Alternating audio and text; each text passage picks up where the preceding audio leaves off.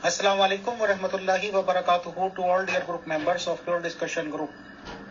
अल्हम्दुलिल्लाह एक ऐसी डेमोक्रेटिक कंट्री में पैदा होने के बाद, तालीम व तरबियत हासिल करने के बाद, दुनिया के नशेब व फराज देखने के बाद और हिंदुस्तान अजीम मुल्क में ऐसे माहौल देखने के बाद कि हर एक कम्युनिटी, हर एक रिलीजन में ऐसे लोग पैदा हुए हैं कि जिन लोगों की अकीदतमंदों की तादाद बहुत ज़्यादा हो गई, लाखों में हो गई, करोड़ों में हो गई, और वो लोग अकीदत का चश्मा चढ़ाए हुए उनके पीछे लगे रहे, जिसमें के 3 बहुत ही नुमाया नाम हैं जो कि इन चंद बरसों में एक्सपोज हुए, बाकायदा उनके खिलाफ मुकदमात चले और वो अपने अंजाम तक पहुंचे, और वो तीनों लोग ही आज सजा होने के बाद अपनी जिंदगी के आखिरी सांस तक जेल में ही रहेंगे। तो बहरहाल जो उनके अकीदतमंद थे उनका बाद में क्या हाल हुआ, क्या हशर हुआ कि जिन लोगों ने तस्वीरें दुकानों में, मकानों में उन लोगों की लगा रखी थी और सुबह को उठते उनको प्रणाम करते थे उनके फोटो को, तो आज जाहिर सी बात है कि वो अनमने मन से सही, पहले तो उन्हें यकीन ही नहीं हुआ कि हो क्या रहा है, और उसके बाद सभी लोगों ने वो तस्वीरें, वो फ्रेमें निकाल के देखी, और हमने वो दौर भी देखा कि वो सब कूड़ेदान में पड़ी हुई नजर भी आई और लोगों ने चप्पल जूते मारे।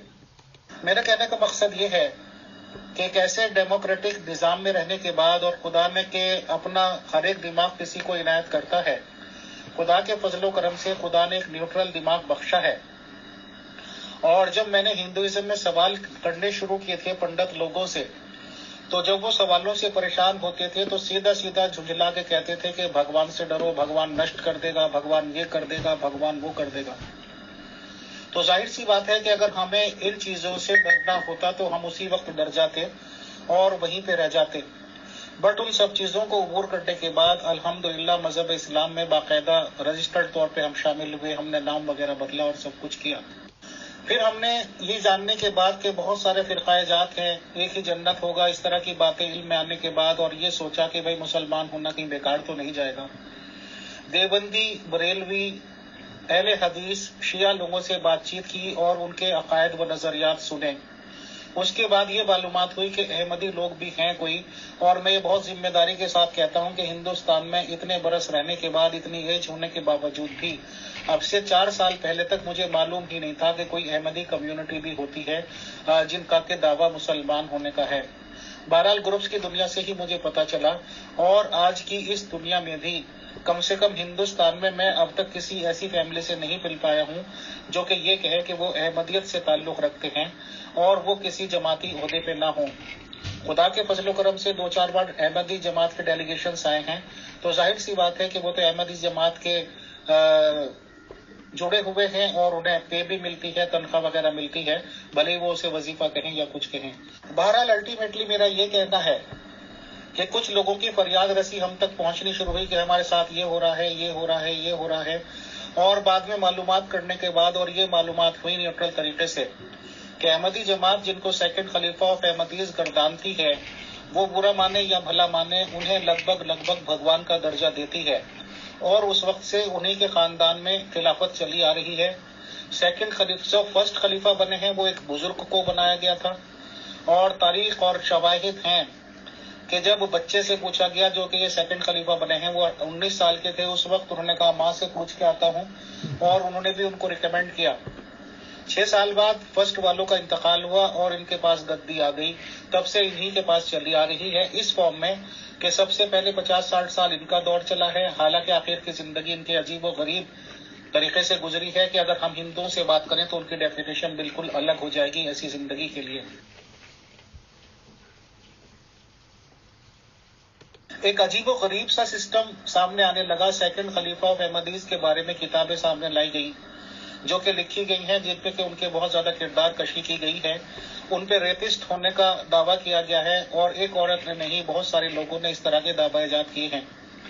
तो ऐसे दौर में, आज के दौर में भी, अब से 20-30 साल पहले आप ले लीजिए, हिंदुस्तान में फिल्में भी आती थी, जिसमें कि मुझे अच्छी तरह से याद है एक फिल्म रोटी कपड़ा और मकान थी।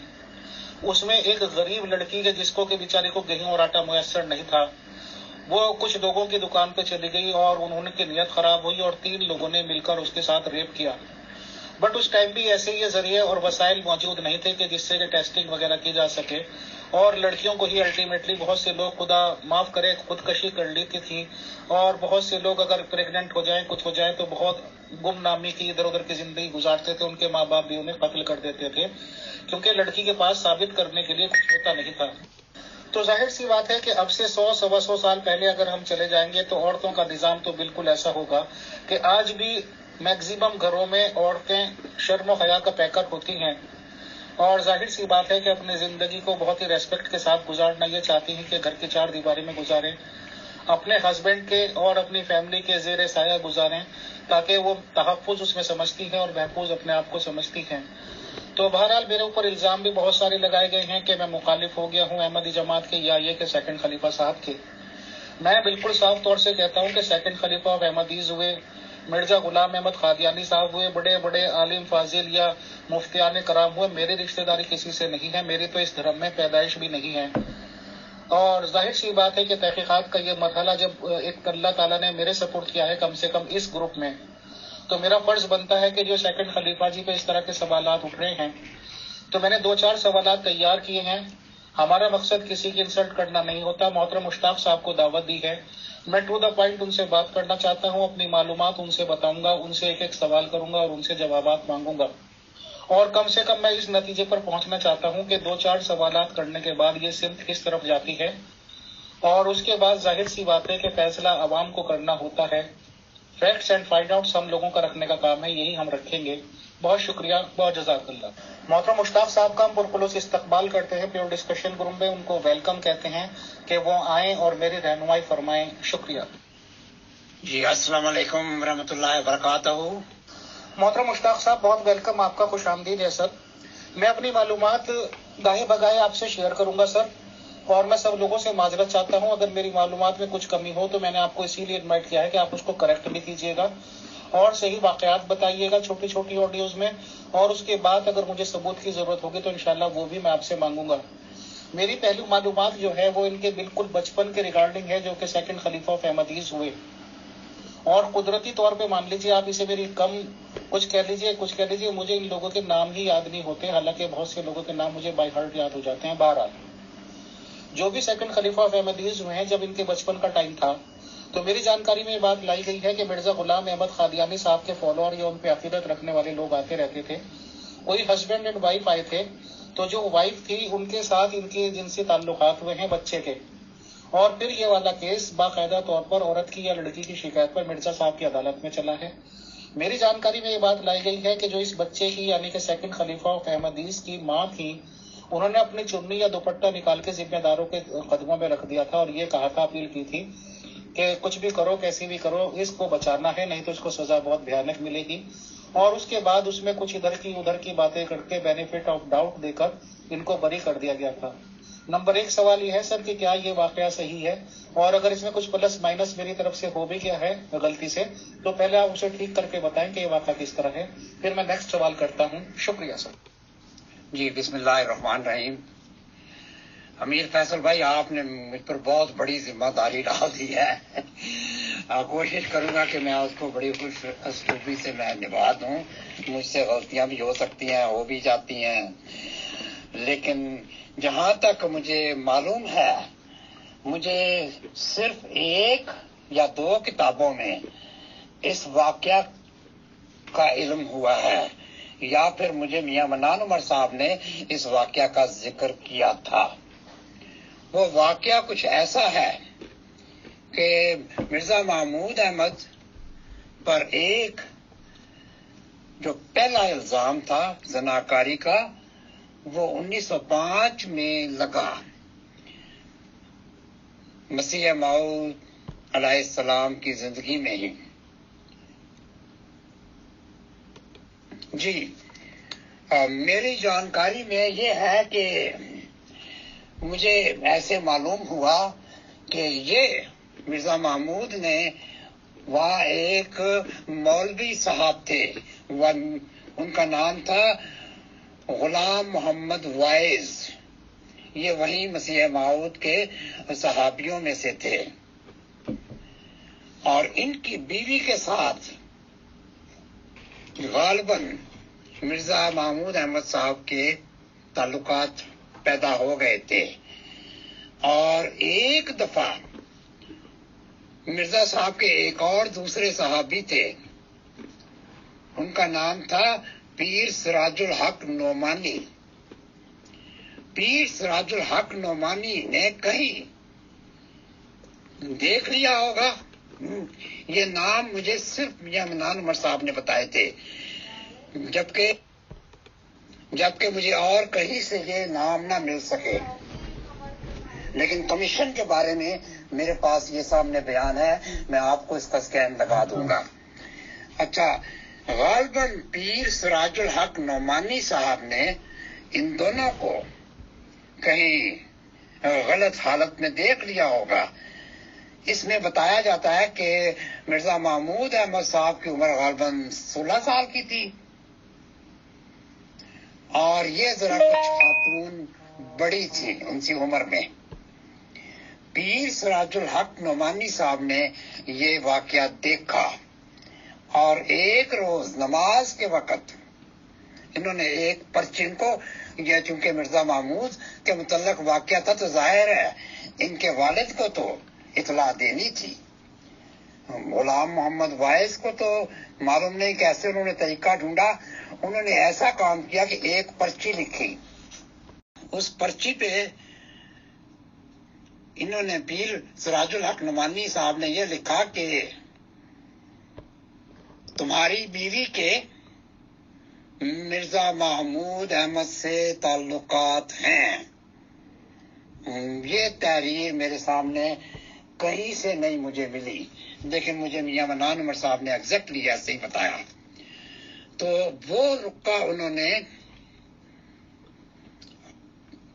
امیر وائز، غلام محمد وائز کی جوتی میں رکھ دیا. یعنی جب وہ نماز وغیرہ سے فارغ ہوئے اور جوتی پہننے لگے تو وہ رکا سامنے آ گیا.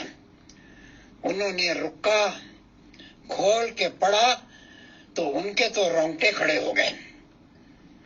اور شکایت کرنے والے کون تھے؟ پیر سراج الحق نعمانی صاحب. مسیح موعود چونکہ وہیں مسجد میں موجود تھے،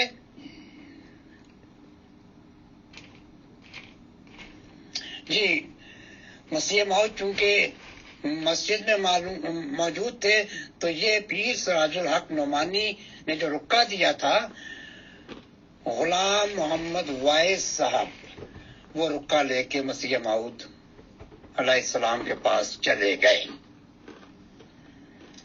اچھا، مجھے یہ بتایا گیا، مجھے ان خاتون کا نام نہیں معلوم، اور مجھے کہیں سے یہ ملا بھی نہیں ہے. بہرحال جب مسیح موعود نے یہ سارا واقعہ پڑھا تو انہوں نے رائٹ اوے ایکشن لیا، اور انہوں نے اپنے اصحاب کو بلایا، جو بھی وہاں مسجد میں بڑے لوگ تھے، ان کو کہا کہ یہ واقعہ ہے. تو یہ اس طرح شکایت لگی ہے، شکایت لگانے والے پیر سراج الحق نعمانی ہیں، اور رکا ان کا انہوں نے غلام محمد وائس کی جوتا میں ڈالا تھا.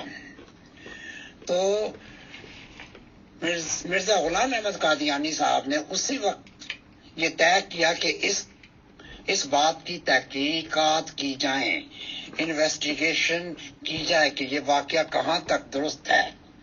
چنانچہ اس واقعہ کے لیے انہوں نے غالباً 4 ممبر کمیٹی بنائی تاکہ وہ واقعہ کی تحقیق کریں، اور اس کی سربراہی مولانا محمد علی صاحب کو دے دی کہ آپ ایسا کریں کہ اس واقعہ کی تحقیق کریں.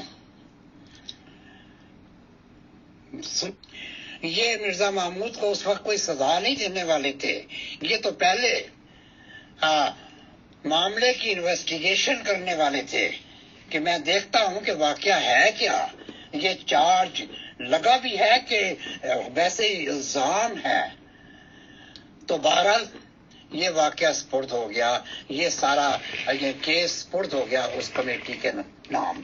اچھا، اس کمیٹی کے باقی 3 ممبران کا مجھے معلوم نہیں. لیکن سربراہی مولانا محمد علی کے سپرد ہوئی۔ اچھا، بتایا جاتا ہے کہ اس معاملہ کی تحقیق ہوئی، کمیشن بیٹھا 2 دفعہ 4 دفعہ، جتنا بھی بلایا گیا لوگوں کو، اور واقعی مولانا محمد علی لکھتے ہیں ایک جگہ پر کہ ان پر الزام تو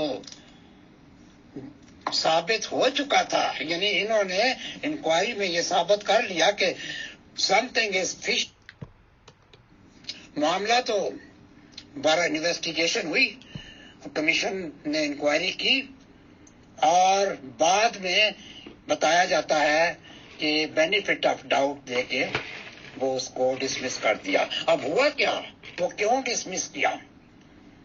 اس میں مدعی جو تھے غلام محمد وائس تھے، ظاہر ہے انہوں نے اپنی بیوی کے متعلق شکایت لگائی تھی، تو انہوں نے دیکھا کہ مرزا محمود تو قابو آ جائے گا، کیونکہ اس نے جو بھی شواہد دیے ہیں وہ اس پر پورے اترتے ہیں۔ تو انہوں نے کیا کیا، میں سمجھتا ہوں اس معاملے میں اس کمیشن کی بددیانتی تھی۔ بتایا گیا کہ اس کمیشن کے سامنے نصرت جہاں بیگم پیش ہوئی، جب ان کو معلوم ہوا کہ یہ تو بڑی سخت انکوائری ہو رہی ہے، اور مسیح موعود تو اپنی باتوں پر بڑے اصول پرست ہیں، وہ تو سزا دے دیں گے، وہ تو مرزا محمود کو اس قادیان سے نکال دیں گے، ہاں ان کو 100 کوڑے تو لگانے سے رہے، کیونکہ وہ شاید اس کے مجاز نہیں تھے، یہ معاملہ تو کورٹ نے ڈیسائیڈ کرنا تھا، اس میں یہ سول میٹر بھی آ سکتا ہے۔ تو انہوں نے کیا کیا، اس کمیشن کے سامنے جب یہ محترمہ آئی حکیم نصرت جہاں بیگم صاحبہ، انہوں نے آ کے اپنے بیٹے کے لیے پلیڈنگ شروع کر دی، یعنی منت سماجت شروع کر دی کہ میرے بیٹے کو معاف کر دیا جائے، میرے بیٹے کو معاف کر دیا جائے۔ مسیح موعود بڑے سخت ہیں، انہوں نے پہلے 2 بیٹوں کو آگ کیا ہوا ہے، اور اس کو بھی آگ کر دیں گے اور اس کو نکال دیں گے۔ 12 بتاتے ہیں کہ منت سماجت میں انہوں نے کمیشن کے سامنے اپنا دوپٹہ بھی یعنی پھینک دیا۔ دوپٹہ پھینکنے کا یہ مطلب ہے کہ وہ بہت نیچے گر گئی، یعنی ہمارے ملکوں میں ایسے بھی کہتے ہیں جی یار وہ تو پاؤں پڑ گیا، معافی مانگنے کے لیے دوپٹہ پھینک دیا، یہ بات ایک ہی ہے۔ اچھا، اب ان میں کچھ ایسے لوگ تھے، معلوم نہیں میں تو اس کمیشن کی جو بددیانتی سمجھوں گا، جس کے بعد میں بڑے سخت برے اثرات نکلے۔ انہوں نے کیا کیا کہ غلام محمد وائس کو قادیان سے کچھ عرصہ کے لیے باہر بھیج دیا، یعنی 1 مہینے 2 مہینے کے لیے، یا جتنا عرصہ بھی یہ مقدمہ چلا، ان کو باہر بھیج دیا، اور ان کی ایبسنس میں اس کمیشن نے یہ فیصلہ کیا کہ ہم نے تمام تحقیقات مکمل کر لی ہیں، لیکن چونکہ مدعی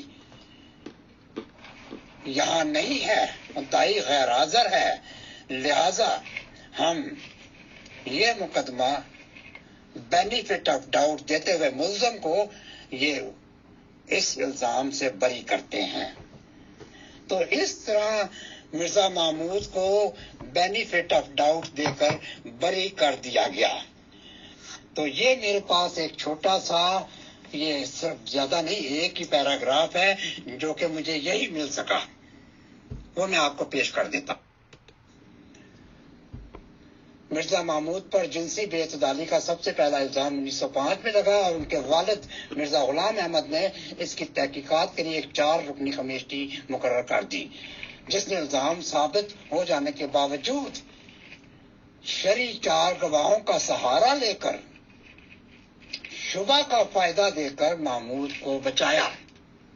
عبدالرب برہم خان 335 پیپلز کالونی فیصلہ آباد کا حلفیہ بیان ہے کہ اس کمیٹی کے ایک رکن مولوی محمد علی لاہوری سے مولوی محمد علی لاہوری صاحب سے انہوں نے اس بارے میں استفسار کیا تو مولوی صاحب نے بتایا کہ الزام تو ثابت ہو چکا تھا مگر ہم نے ملزم کو بینیفٹ آف ڈاؤٹ دے کر چھوڑ دیا۔ جی، ایک تو انہوں نے 4 گواہوں کا سہارا لیا، کوئی 4 گواہ موجود نہیں تھے، مجھے نہیں معلوم کہ یہ وہ کمپیٹنٹ تھے بھی کہ نہیں، اس میں تو دونوں پارٹیز موجود تھی، دونوں نے جنہوں نے یہ حرکت کی تھی، مرزا محمود بھی تھا اور غلام محمد وائس کی بیوی بھی تھی، لیکن انہوں نے شاید ان کو یہ بینیفٹ آف ڈاؤٹ دے دیا، ایک تو غلام محمد وائس کو وہاں سے بھیج دیا، دوسرے انہوں نے یہ 4 گواہ کا یہ لگا دی کہ کوئی 4 گواہ مہیا نہیں ہو سکے، تو لہذا جو رپورٹ دی گئی مسیح موعود کو، جو کہ مولانا محمد علی نے رپورٹ دی کہ جی وہ 4 گواہ نہیں مل سکے، لہذا ہم مرزا محمود کے خلاف یہ بدکاری کا چارج پروو نہیں کر سکتے، لہذا ہم اس چارج کو ڈسمس کرتے ہیں۔ مرزا صاحب نے اتنا ہی فرمایا کہ میں کون سا اس کو سزا دینے والا تھا، میں بھی تو چاہ رہا تھا کہ اس کی باقاعدہ انویسٹیگیشن ہو، اگر سچ ہے تو پھر بعد میں جو بھی ہوگا دیکھا جائے گا، لیکن وہ انیشیلی مرزا صاحب ان کو کوئی سزا دینے کے ارادہ سے انہوں نے یہ کیا کہتے ہیں کمیشن میں ان کا کیس نہیں پیش کیا۔ تو یہی میرے پاس جی ان کا ہے، میں نے امید ہے کہ آپ کو یہ بتا دیا ہوگا، اور میں سمجھتا ہوں اس کیس میں جو کمزوری کمیشن نے دلائی جو دی، یا نصرت جہاں بیگم نے جو اپروچ کیا، میں دونوں کو اس معاملے میں بددیانت کہتا ہوں۔ اماں جان نے تو بچانا ہی تھا، ان کی امی نے تو بچانا ہی تھا بیٹے کو، لیکن کمیشن نے بددیانتی کا ثبوت دیا، جبکہ بعد میں بتایا گیا کہ مولانا محمد علی اکثر کہا کرتے تھے کہ یہ ان پر چارج تو پروو کر دیا گیا تھا، ہو گیا تھا، لیکن ہم نے اس کو بینیفٹ آف ڈاؤٹ دے کے ڈسچارج کر دیا، اس کو ڈسمس کر دیا۔ جی، یہ ایک واقعہ ہے۔ اب اس کے بارے میں کوئی سوال ہو تو مجھ سے آپ پوچھ لیجئے۔ محترم مشتاق صاحب، بہت شکریہ، بہت جزاک اللہ کہ آپ نے بچپن کا واقعہ کا میں نے آپ سے سوال کیا تھا اور آپ نے جواب دیا۔ اس ریگارڈنگ ایک پیج آپ کی طرف سے موصول ہوا ہے، میری ذمہ داری بنتی ہے نیوٹرل ایڈمن ہونے کی وجہ سے کہ اس کو میں پڑھوں اور ریکارڈ میں لاؤں۔ پیج پہ لکھا ہوا ہے، پیج نمبر 47، باب 4، مریدین لاہوری احمدی اور غیر از جماعت احباب کی حلفیہ شہادتیں۔ پہلا الزام اور مولوی محمد علی صاحب امیر جماعت احمدیہ لاہور کا اقرار۔ مرزا محمود پر جنسی بے اعتدالی کا سب سے بڑا الزام 1905 میں لگا اور ان کے والد مرزا غلام احمد صاحب نے اس کی تحقیقات کے لیے 4 رکنی کمیٹی مقرر کر دی، جس نے الزام ثابت ہو جانے کے باوجود شرعی 4 گواہوں کا سہارا لے کر شبے کا فائدہ دے کر محمود کو بچا لیا۔ عبدالرب برہم Khan 335A Peoples colony Faisal آباد کا حلفیہ بیان ہے کہ اس کمیٹی کے ایک رکن مولوی محمد علی لاہور انہوں نے اس بارے میں استفسار کیا تو مولوی صاحب نے بتایا کہ الزام تو ثابت ہو چکا تھا مگر ہم نے ملزم کو بینیفٹ آف ڈاؤٹ دے کر چھوڑا۔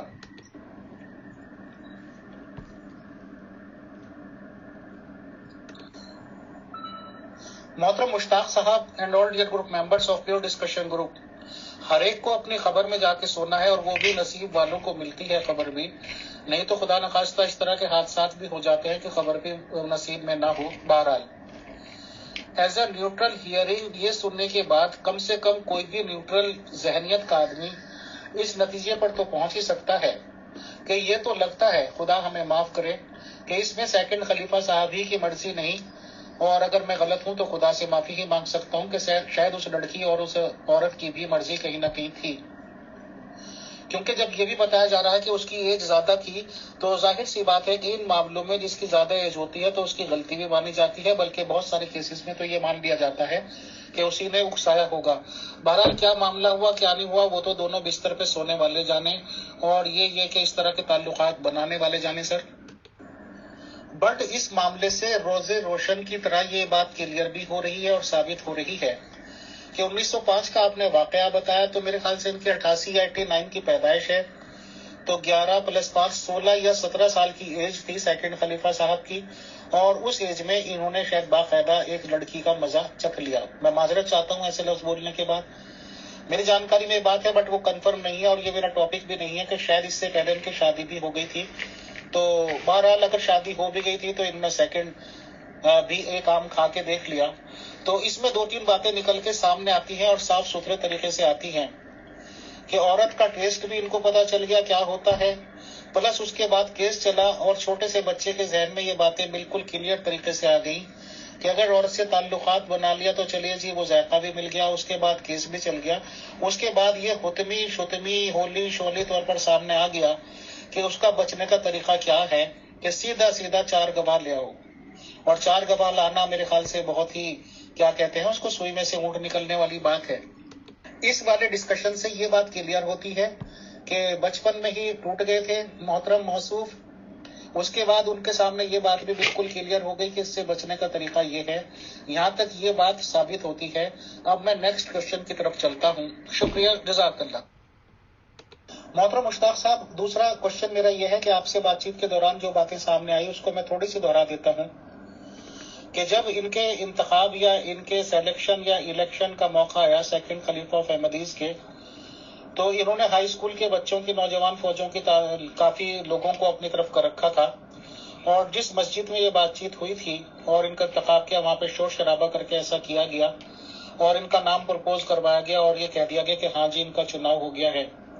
اسی وقت یہ بھی باتیں پتہ چلی کہ جو جماعت یہ انجمن تھی اس کے صدر تھے وہ لوگ انہوں نے سمجھا کہ یہاں پہ اب سنوائی تمہاری ہے نہیں اور ان لوگوں سے وہاں سے سیف نکلنے میں ہی اپنی عافیت سمجھی سر.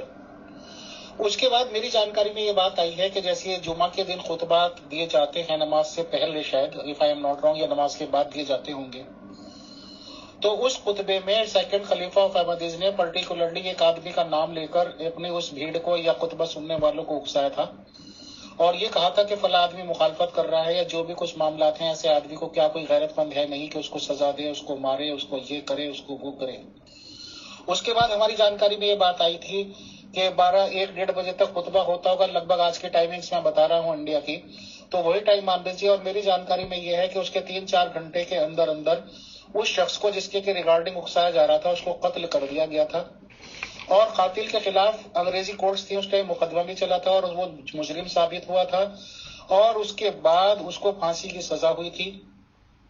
اور یہ بھی بات ہوئی تھی کہ بھائی ان کا خلیفہ صاحب کا خطبہ بھی سامنے لایا گیا تھا کہ ایسی بات اکسانے میں کی تھی کیونکہ اس کا جب ریمانڈ لیا گیا ہو تو وہاں تو ڈنڈے کے آگے سب لوگ اگلتے ہیں باتیں.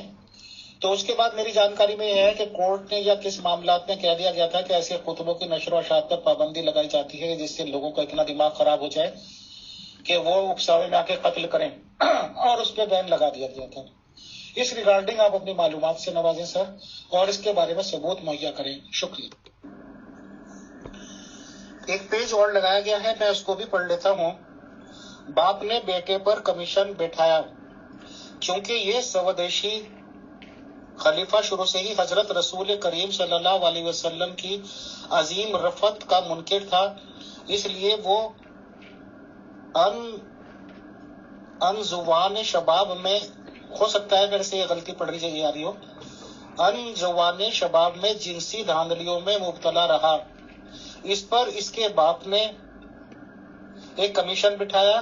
اس کے ارکان 4 تھے: مولوی نور الدین, خواجہ کمال الدین, مولوی محمد علی, مولوی شیر علی.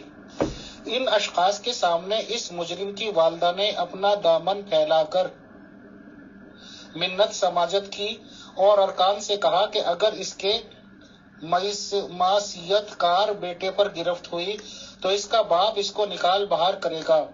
ان لوگوں نے اپنی فقہ کے پردے میں اس مجرم کو بری کر دیا, یعنی یہ فیصلہ کیا کہ چونکہ 4 گواہ عینی نہیں ہیں اس لیے یہ مستوجب سزا نہیں ٹھہرتا.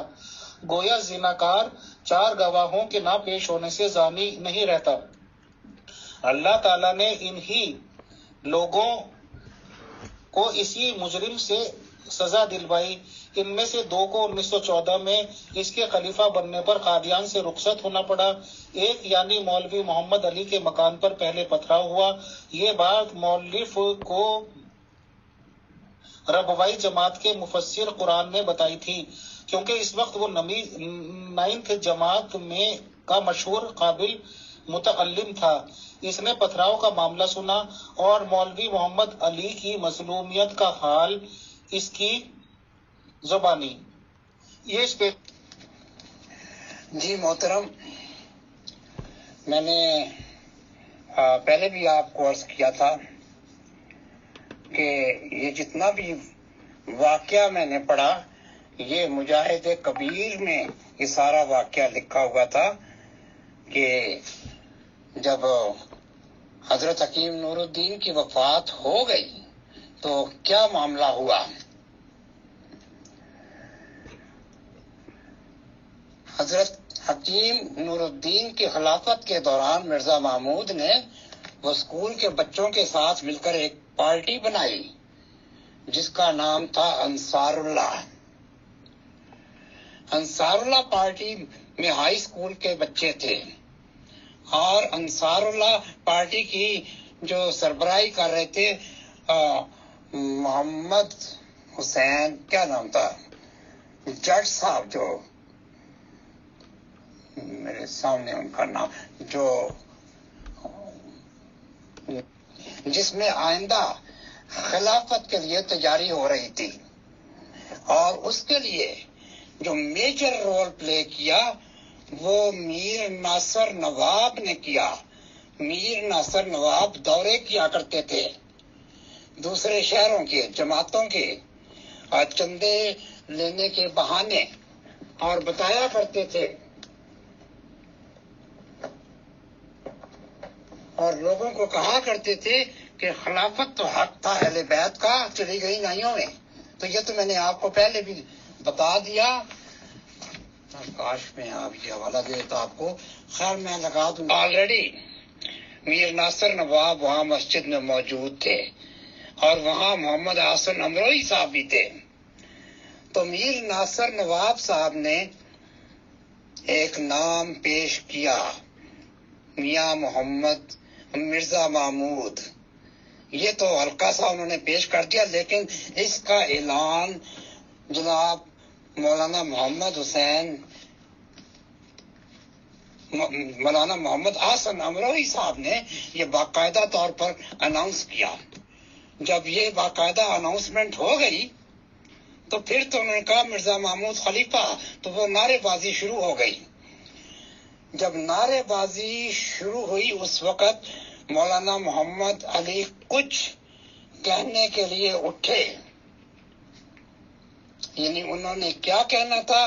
انہوں نے یہی کہنا تھا کہ انجمن کا صدر فوت ہو گیا ہے، شاید ہمیں سب سے پہلے اس صدر کا انتخاب کرنا ہوگا، کیونکہ انجمن میں یہ پوسٹ خالی ہو گئی اور ہمیں اس صدر کا انتخاب کرنا ہوگا. لیکن انہوں نے جناب شور مچانا شروع کر دیا. ہاں، وہ مجھے نام یاد آ گیا، وہ سربراہی انصار اللہ کی عبد الرحمان جٹ صاحب کر رہے تھے، عبد الرحمان جٹ صاحب. اچھا، اس وقت مولوی محمد علی صاحب کچھ کہنے کے لیے اٹھے، لیکن ان کو سختی سے بٹھا دیا گیا. ان کو یہ کہا کہ ہم آپ کی کوئی بات نہیں سنیں گے، بالکل بھی نہیں. اور اس دوران نعرے لگ رہے تھے، خلافت مبارک، تخت خلافت مبارک، مرزا محمود خلیفہ، مرزا محمود ہماری بیعت لیں. تو اس طرح ہلا گلا میں یہ بیعت لی گئی. اچھا، میرے سامنے میں دیکھ رہا ہوں یہ حوالہ میرے سامنے مجاہد کبیر نہیں پڑی ہوئی، کاش کہ میں سامنے رکھ لیتا. کوئی بات نہیں، میں بعد میں لگا دوں گا. اچھا، اس کے بعد انہوں نے کیا کیا کہ بہرحال ان کی بیعت لی، اور جب بیعت کرنے کا وقت آیا تو مرزا محمود کہتے ہیں جی مجھے تو بیعت کے الفاظ آتے ہی نہیں تھے. تو بتایا جاتا ہے کہ اس وقت سید سرور شاہ صاحب نے بیعت کے الفاظ دہرائے اور مرزا محمود نے بیعت لی، لیکن اس کے بعد ان کی اچھی خاصی دھلائی ہوئی. یعنی لاہور جماعت کے جو اصحاب تھے، جو کہ مسیح موعود کے مقربین خاص تھے، ان کو انتہائی ذلیل کیا گیا، اور یہ بیچارے وہاں سے پھر اپنی عزت بچا کے نکلے ہیں، اپنے گھر آئے. شام کو حضرت مسیح موعود کے جو بڑے بیٹے تھے مرزا سلطان احمد، وہ ان کے پاس آئے اور انہوں نے مرزا سلطان احمد نے اپنے بھائی کی جو انہوں نے گستاخی کی تھی، جو ان کی بے عزتی کی تھی مسیح موعود کے درینہ ساتھیوں کے سامنے، اس کی انہوں نے معافی مانگی، اور اس کے بعد یہ پھر چلے گئے. اس کے بعد مولانا محمد علی پر بڑی سختیاں ہوئیں، دوسرے لوگوں پر سختیاں ہوئیں، لیکن پھر الٹیمیٹلی ان کو وہاں سے جانا پڑ گیا اور یہ لاہور چلے آئے. میرا خیال ہے کہ یہ واقعہ یہاں تک میں رہنے دیتا ہوں. آپ اس پر کوئی سوال ہے تو مجھے بتا دیجیے. محترم مشتاق صاحب، کیونکہ ہم ٹو دا پوائنٹ اور چھوٹے سے چھوٹے ٹائم پروگرام میں چاہتے ہیں کہ یہ چیزیں میرے سوال کلیئر ہو جائے. محترم، اصل میں اس باری ساری میرا سوال یہ تھا کہ کیا خطبہ دیا تھا، نہیں دیا تھا. بہرحال آپ کی باتوں سے یہ ثابت بھی ہوتا ہے. ہمارے پاس کورٹ کے ججمنٹ کی کاپی بھی پہلے موصول ہو گئی تھی، ریکارڈ میں پڑی ہوئی ہے، جبکہ انگریز کی حکومت تھی اس وقت. اس آدمی کو، قاتل کو پھانسی ہو جانا، یہ ایک بہت بڑی بات ہے. اس میں خطبے کا مینشن کرنا، یہ ایک بہت بڑی بات ہے. بہرحال یہ بات کلیئر ہوتی ہے کہ سیکنڈ خلیفہ آف احمدیز کے اس بھڑکاؤ بھاشن پر ہی ایک آدمی کا قتل کیا گیا. مذہب اسلام یا قرآن شریف میں if I am not wrong یہ لکھا ہوا ہے کہ ایک انسان کا قتل پوری انسانیت کا قتل ہے، اور اس کے بعد اس کو پھانسی چڑھا گیا. لیکن اس کیس سے بھی جس طرح سے بھی بچا گیا، صرف اس کمنٹ پہ اکتفا ہو گیا کہ چلیے جی آپ اس طرح کے بھاشن کو اس میں سے نکالیں، خطبہ جات میں سے نکالیں، کچھ سورسز میں استعمال ہوئی ہوں گی. تو دوسرا پوائنٹ بھی ایک کامیابی کے ساتھ گزر گیا کہ ایک آدمی کا قتل بھی ہو گیا، اس کے بیوی بچے یا جو بھی اس کے گھر کے لوائقین ہوئے کہ وہ پوری زندگی اس آدمی کے بنا گزارے انہوں نے. اور جو بھی معلومات پھر وہ بعد کی باتیں ہیں وہ صحیح یا نہیں ہیں وہ تو چلیے ہم نہیں ڈسکس کرتے. کچھ لوگ کہتے ہیں کہ اس قاتل کا نماز جنازہ بھی سیکنڈ خلیفہ صاحب نے پڑھا تھا، اور جو بھی کچھ کہتے ہیں وہ ہمارے سے انکنسرنڈ باتیں ہیں. بہرحال بچپن میں وہ ٹوٹے ہیں، بچپن میں ان کے لیڈیز سے تعلقات ہوئے ہیں. سیکنڈ باتیں یہ بھی سامنے ہوتی ہیں کہ ان کے اکساوے پہ قتل کیا گیا اور قاتل کو پھانسی ہوگی تو ان کی تو خیر کیا بلا سے، وہ تو سیف رہے. سیکنڈ بات یہاں تک کلیئر ہوتی ہے. اب میں تیسرا اور آخری ٹاپک یہاں پہ لانا چاہتا ہوں محترم مشتاق صاحب سے معلوم. جی فیصل بھائی السلام علیکم. میں یہاں تھوڑی سی ایڈ کرنا چاہوں گی کہ ابھی جو باتیں مشتاق صاحب بیان کر رہے ہیں وہ 1914 کی باتیں ہیں، اور آپ جس واقعے کا بیان کر رہے ہیں وہ 1937 کے لگ بھگ کا واقعہ ہے. تو اس کے بیچ میں آپ کچھ اور بات کر رہے ہیں، وہ کچھ اور بات کر رہے ہیں. یہ آپ فخر الدین ملتانی صاحب کے قتل کے بارے میں بات کر رہے ہیں، وہ ابھی خلافت کس طرح ابتدا ہوئی وہ اس پوائنٹ پر ہیں. پلیز ان دونوں میں ذرا بہت گیپ ہے ان دونوں باتوں کے درمیان. جی مغل میں پوری طرح سمجھ رہا ہوں. میں نے سوال یہ خلافت پہ کیا تھا اور اس خطبے پہ کیا تھا جس کے بدلے میں ایک آدمی کا قتل ہو گیا تھا. یہ بالکل وہی بات ہے، اور آپ نے بالکل صحیح کہا کہ اب 1934 پہ اگر بات ہوئی ہے تو اس لیے پہنچ رہے ہیں کہ ہم 2-3 پوائنٹس ہی بہت زیادہ ہوتے ہیں کلیئریفیکیشن کے لیے، کیونکہ ہمارے احمدی دوستوں نے ہمیں سکھایا کہ 1-2 نشانی بہت ہوتے ہیں کسی کو سچا ثابت کرنے کے لیے. تو میں اسی پالیسی پہ چل رہا ہوں میم کہ 2-3 باتیں ہی میں کر لیتا ہوں، 2-3 سوالات کر لیتا ہوں. لمبے ڈسکشنز بہت ہوئے کیونکہ ہمیں سیکنڈ خلیفہ جی سے ہماری کوئی رشتہ داری بھی نہیں ہے کہ ہم انہی کا ٹاپک چلاتے رہیں. معذرت کے ساتھ سبھی لوگوں سے ہم یہ 2-3 باتیں کلیئر کر دیتے ہیں، اس کے بعد اپنا نتیجہ میں جو بھی گناہگار بندے کا ہے تھوڑا بہت اپنے پوائنٹس دے دیتا ہوں. لیکن اس بات کو نظر رکھتے ہوئے کہ میرے پاس نیوٹرل ایڈمنسٹریشن کی ذمہ داری ہے، اس کے بعد لوگوں پر ہے کہ وہ کیا سمجھیں کیا جانیں، اپنے نرسری کا مائنڈ سے سمجھیں یا یہ کہ گریجویٹ مائنڈ سے. آپ نے دھیان دلایا، بہت شکریہ، بہت جزاک اللہ. جی بالکل، یہ غالباً یہ تھوڑا سا مکس اپ کر گئے. یہ جو واقعہ تھا یعنی وہ الزام کے بعد جو ان پر پہلا الزام لگا تھا، جب یہ خلافت پر بیٹھ گئے، خلافت کی کرسی پر بیٹھ گئے تھے، تو اس وقت یہ پہلا جو یہ بات ہوئی یہ مبالہ والے تھے عبد الکریم اور میاں محمد زاہد، ان کی طرف سے 1927 میں ان کی بہن نے غالباً یہ رپورٹ کیا۔ ان کی بہن کے ساتھ مرزا محمود کے تعلقات ہو گئے تھے۔ ان کی بہن مرزا عبدالحق صاحب کے ساتھ بھی آئی ہوئی تھی، اور یہ کہیں اپنے خلیفہ صاحب کو ملنے گئی اور خلیفہ صاحب نے ان کو وہاں پکڑ لیا، اور جب یہ واپس آئی ہیں تو انہوں نے اپنے خاوند کو بتایا کہ اس طرح میرے ساتھ یہ واقعہ ہوا ہے۔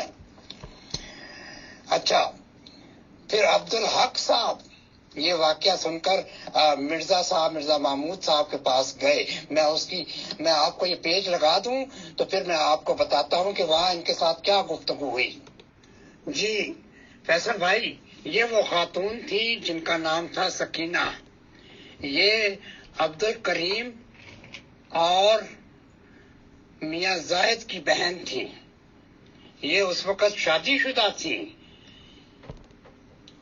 یہ جب مرزا محمود کو ملنے گئی اور یہ سمجھتی تھی کہ مرزا محمود جو ہے وہ بدکار ہے، اور انہوں نے مرزا عبدالحق کو، یعنی ان کو مستری عبدالحق پہلے کہتے تھے، مستری عبد الکریم اور مستری زاہد جو بھی تھے، تو انہوں نے اپنے خاوند کو بتایا، اور اس کے بعد انہوں نے اپنے بھائیوں کو بتایا۔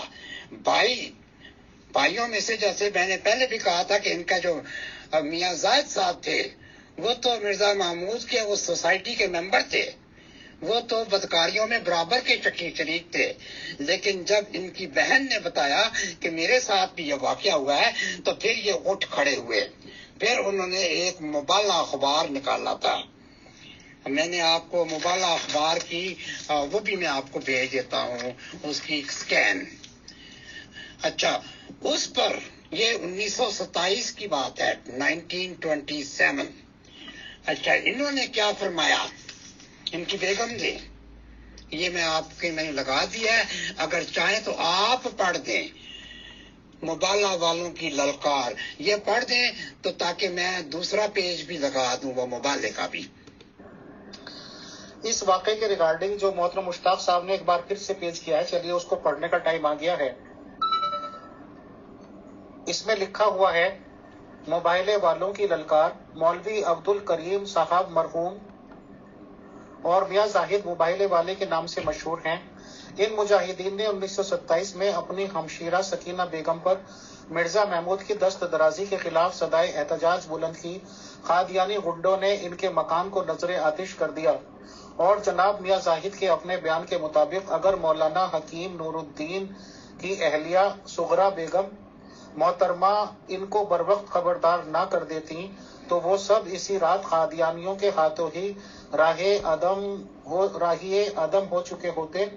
انہوں نے مرزا محمود کے کذب و افتراء کا جواب دینے کے لیے مباہلہ نامی اخبار جاری کیا، جس کی پیشانی پر یہ شعر درج ہوتا تھا، خون اسرائیل میں آ جاتا ہے آخر جوش میں، توڑ دیتا ہے کوئی موسیٰ طلس میں سامن۔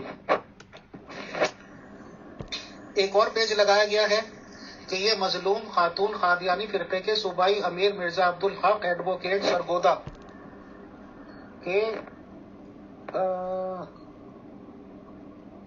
جو بھی تھی اہلیت کی جو برڈ ہے، وہ اپنے مشاہدہ اور تجربے کی بنا پر عمر بھر مرزا صاحب کو بدکار سمجھتی رہی۔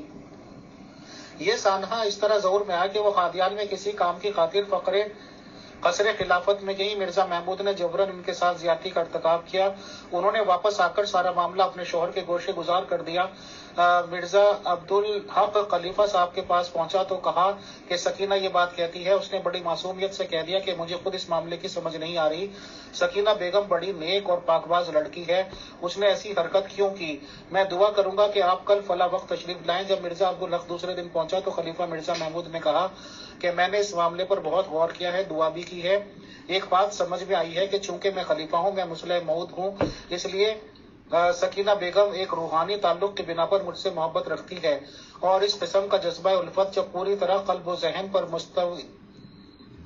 मुस्तौला हो जाता है तो इस वक्त बाज औरतें आलम तखय्युल में देखती हैं कि उन्होंने फला मर्द से ऐसा ताल्लुक कायम किया और इस ख्याल का इस्तेला व गलबा उन पर इस कदर हो जाता है कि वो इसको बेदारी का वाक़ा समझ लेती हैं।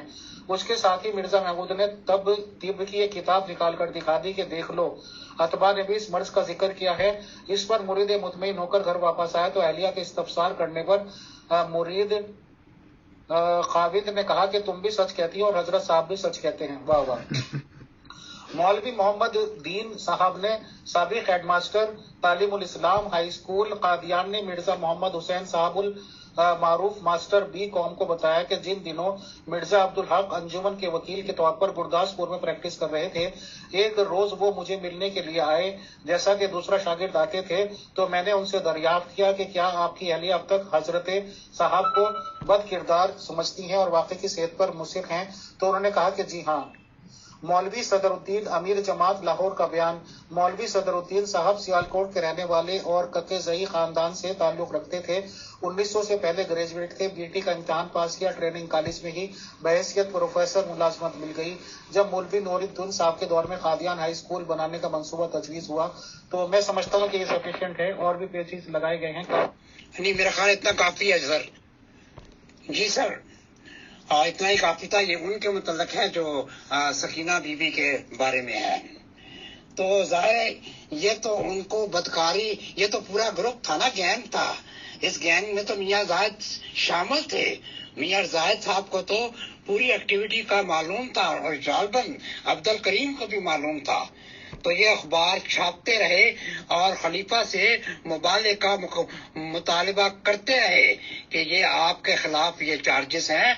ये हमारी बहन भी उसमें शामिल है, उसने भी आप पे चार्जेस लगाए हैं और कुछ और भी हैं, तो बराए करम अपनी सफाई पेश करें। लेकिन मिर्जा साहब ने, मिर्जा महमूद अहमद साहब ने सफाई कैसे पेश की? मिर्जा महमूद ने अपने कारकुनान को कहा कि इस मुबाले वालों का घर जला दो। मोहतरम मुश्ताक साहब की तरफ से बाकायदा स्कैन्स पेश किए गए जिसमें से मैंने पढ़कर भी सुनाए ताकि ये रिकॉर्डेड में आ जाए। बहरहाल 3 पॉइंट्स सामने आ जाते हैं, रोजे रोशन की तरह अया हो जाते हैं कि बिल्कुल बचपन की उम्र में इनके ताल्लुकात हुए हैं अकॉर्डिंग टू स्कैन्स। ये बात साबित है कि उसी मामले को लेकर कमीशन बैठाया गया है। ये बात भी साबित होती है कि बेनिफिट ऑफ डाउट देकर इनको छोड़ दिया गया। ये बात भी साबित होती है कि बेनिफिट ऑफ डाउट इसीलिए दिया गया क्योंकि 4 गवाह मौजूद नहीं थे। उसके बाद खुतबा दिया गया और उसके रद्द अमल में एक आदमी ने कत्ल कर दिया। फ्री में बैठे बिठाए एक काम मिल गया, ये भी एक बहुत अच्छी बात हुई। तीसरा केस भी क्लियर हुआ कि एक औरत ने कहा भी, शिकायत भी की तो उसको बता दिया कि इसने अपने ख्यालात में किया है, ये किया है, वो किया है, ये बातें की गई। बहरहाल मोबाइल पे इसलिए नहीं आ गया क्योंकि वो बचपन से सबक पढ़ा दिया गया था कि अगर कोई भी काम हो जाए तो कह दो कि 4 गवाह लाओ।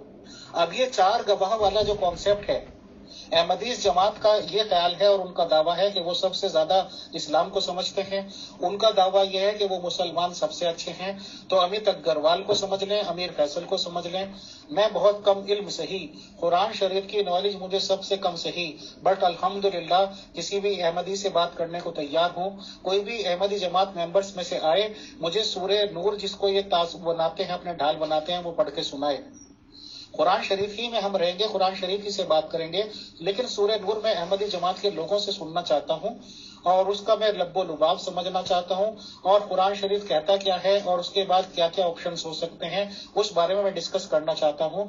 और अब तक की तहकीकात से मुझे लगता यह है कि अहमदी जमात मेंबर्स कम से कम मेरे सामने सूरह नूर को पढ़ेंगे नहीं। तो प्रोग्राम के मुताबिक ये घर जलाना था, प्रोग्राम के मुताबिक ये घर जलाना था। इत्तफाकन ये हकीम नूरुद्दीन की जो बेवा वो भी वही रहती थी, उनको मालूम हो गया और उन्होंने रातों रात इनको कह दिया कि आप यहाँ से चले जाएं, आज आपका घर रात को जलने वाला है, जलाने का प्रोग्राम है। और इनके जो बॉडीगार्ड थे अब्दुल आद पठान, उनकी ड्यूटी लगाई गई थी। یہ واقعہ مجھے رشید جہانگیری صاحب نے بتایا، کیونکہ عبدالعاد پٹھان صاحب یہ ان کے جاننے والوں میں سے تھے، ان کے، کیونکہ وہ بھی پٹھان اور یہ بھی بنسیرا سائڈ کے۔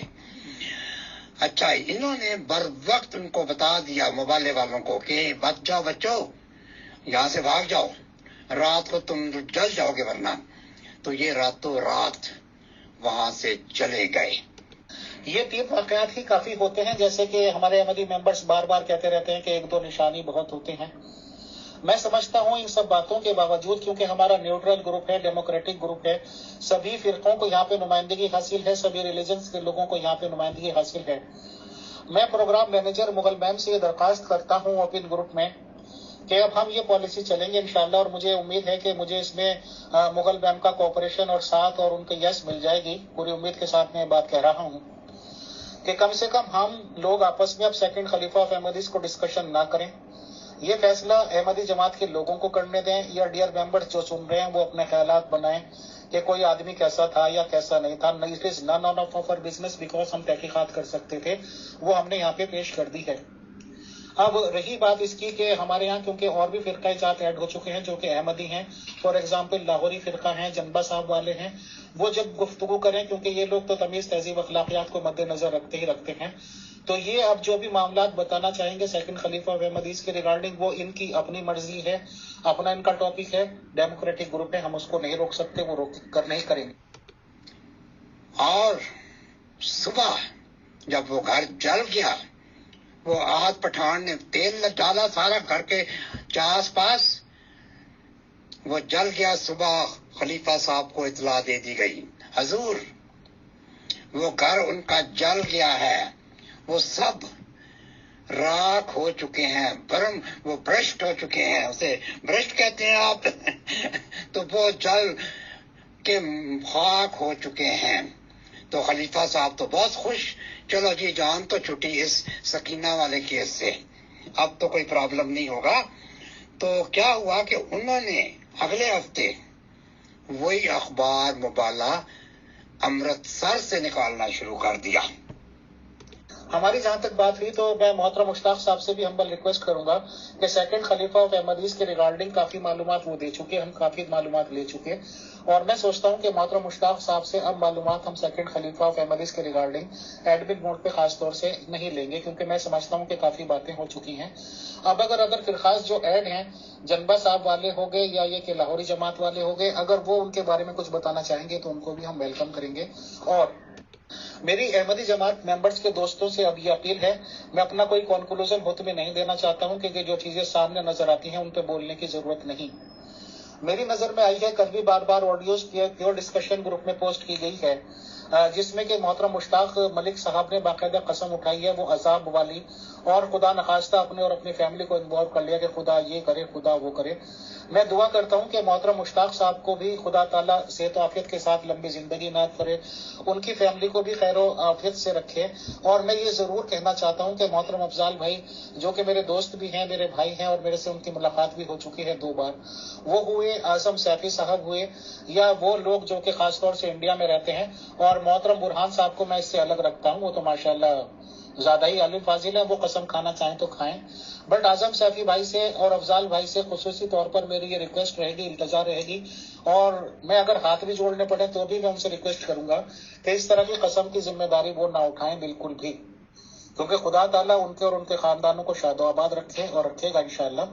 یہ عقیدت کے چشمے ہوتے ہیں، عقیدت جن کو ہے وہ مبارک۔ بہرحال ہمارا جو ڈسکشنز کرنے کا مقصد تھا وہ میں سمجھتا ہوں پورا ہوا، جو بھی فیکٹس اینڈ فائنڈ آؤٹس ہیں وہ سب کے سامنے رکھ دیے گئے۔ اب ممبرز کا اپنا نظریہ، اپنی سوچ، اپنا فکر، جو وہ سوچنا ہے سوچیں۔ بہرحال میں سمجھتا ہوں کہ آج کے لیے یہ ٹاپک سفیشینٹ ہے۔ شکریہ، جزاک اللہ۔